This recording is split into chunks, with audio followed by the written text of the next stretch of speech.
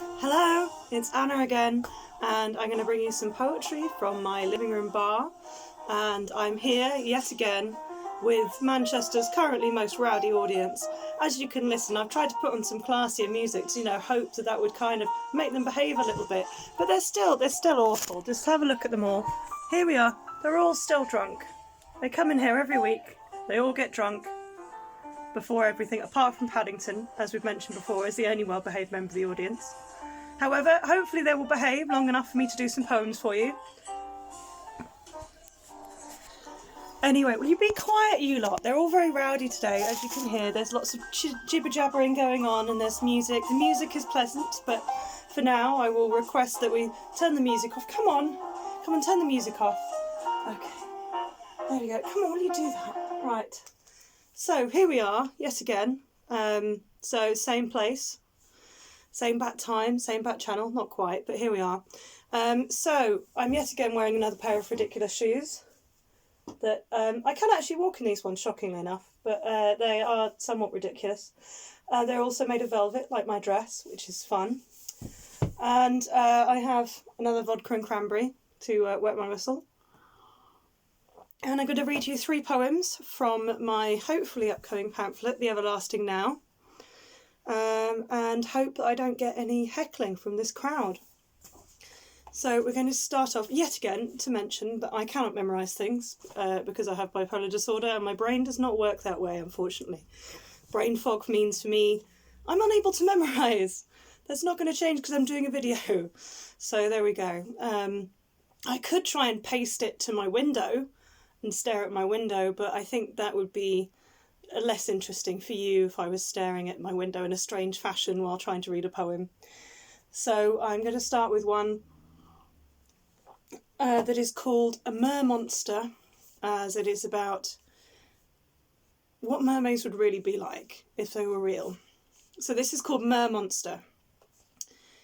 They never picture the gills, or like seals, do mermaids bob up just when their lungs feel like burning. The scales, too, must dull in all that salt water, become rougher, less reflective. Swimming naked, they would have elbows like a washerwoman's. Their eyebrows grow unlooked at in mirrors. Their armpit hair like small clumps of seaweed. The hair would tangle as hard as coral in the centre. They would have scarred surfaces from underwater encounters with rocks and pincers. Do they sit on rocks, not sunning, but bashing the heads of fish and swallowing the rest whole and all? Their teeth would be yellowed and sharper than ours. They would be vicious and may not have the vocal cords of a human, a shrieking hybrid of human and fish. So that's my first poem. My second poem is called 33 1/3 RPM. For those of you that know, that is the speed of a long player record, an LP, an album. And this is a poem about music and grief and sex, all of those things in one poem. So we'll go with this one.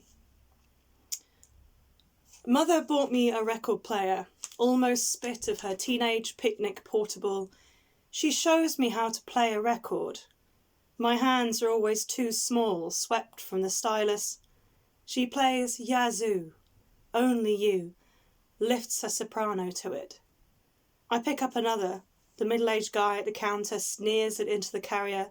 Later that track comes through a digital radio. Someone unzips my dress. We half dance, half cut, sing.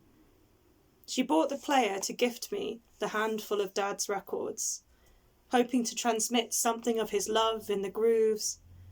Bowie purrs out, soul love. She tells me all the Bowie is his. My longest music obsession, I don't remember starting, labyrinth visions of glitter. I still have this notion, the fragility of vinyl. Find myself twisting my wrist, allowing the gust to take the square package just as he taught me to fly a kite. Fear skipping is my fault. Breathe hard on the stylus, and then the warm sound comes. Mum's copy of Hard Day's Night slides out with an emulsion rim. Loughborough, 1965, in biro on the cover. Still they sing out, "If I give my heart to you." I cannot temper white-hot child grief with this adult absence, a lack of familiarity, a crack I can't fill in. So there we go, and we're going to move on to another musically inspired poem.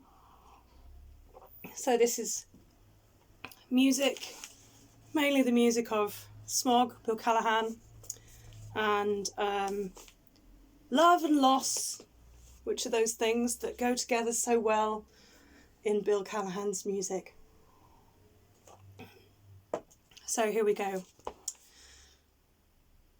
The day before the gig, miraculous, I get a ticket to see Bill Callahan, whose extension of vowels and sad, sexy songs have inspired my poetry for half a decade or more. After finding that copy of Knock Knock in the holiday rent Seabank house on Arran, among the incomplete Scrabble and VHS for films no one wanted to watch 20 years ago.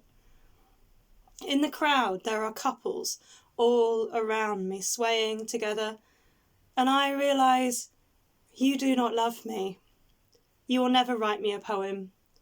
I regret my half-dozen that poured from a heart too used to numbness, overexerted. I won't be telling you how Bill dances the awkward sidestep that is as unself-conscious as every other small movement he makes.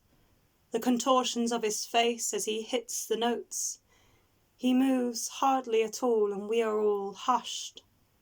I weep without wiping my tears. There are more to come, as he sings about love requiring brambles and obstacles.